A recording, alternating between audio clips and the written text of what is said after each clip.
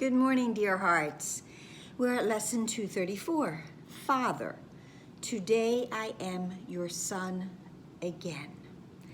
This is a lesson in the recognition of remembrance.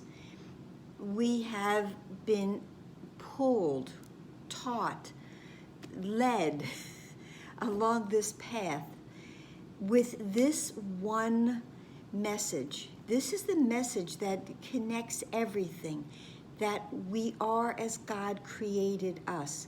We are the Holy Son or child of God Himself. We've been told this multiple times in multiple ways because this is the one idea in which complete salvation lies. That is part of the lesson 94, the first time we were introduced to I am as God created me. And that one thought will bring us all complete salvation, meaning there is nothing left out. There is nothing more that we need do. It is whole, as we are, but we don't always remember that. So this is why this exact same idea, this thought, comes to us many, many times. We can probably find it in the core of every single lesson because this is the core of what this course is all about. It is the course in remembering. It is the course in forgiveness. It is the course in teaching us God's love for us, or giving us the ability to remember God's unending, eternal, endearing love that He has for us. So today's lesson starts that it says, today we will anticipate the time when dreams of sin and guilt are gone and we have reached the holy peace we never left. We never left. And again, this is the continual message that we're getting. We never left home. We are still there. We are still in God's mind, and God's mind is our home. We are still where we were born. We are still where we will always be because there is no death in the remembrance of God's mind. We are eternal and continuing as God is. So that is why, Father, today I am your son again, because I am remembering and I'm giving thanks for all of the gifts that you have given me. So the first part of the lesson, it's text-like, all right, that remember when dreams, we'll look for the time when dreams of sin and guilt are gone, and we reach the holy place we never left. Merely a tiny instant has elapsed between eternity and timelessness. So brief the interval that there was no lapse in continuity nor break in thoughts which are forever unified as one.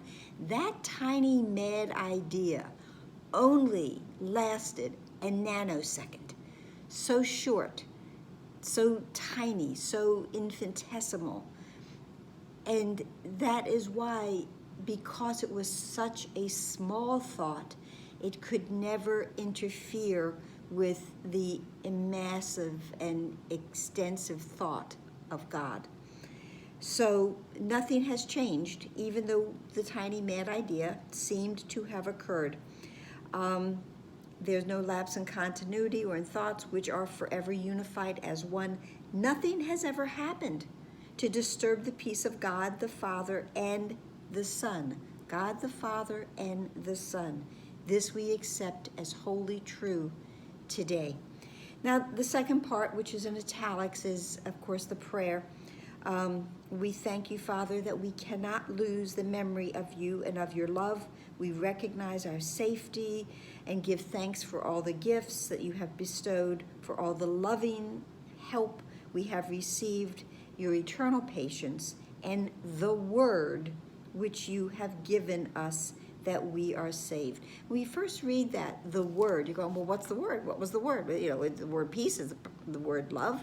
No, the word. I give you my word. I give you my promise. Now, when the beginning of this special thought, what is salvation? The first line says, salvation is a promise made by God that you would find your way to him at last. So this is another reworking of what salvation is for us. God has given his word. God doesn't break his promise. We will reach home. We will know ourselves again. And we will remember. And when we remember, we'll know that we have always been. Nothing has changed. So that is today's lesson. Today, Father, I am your son again. I am your child. I always have been. Nothing will ever change that. It's a promise that has been made and kept. So I hope this helped. I hope you liked it. Please, if so, please do like it on YouTube. Please share. Please subscribe. Please be here tomorrow as we continue with salvation. Namaste.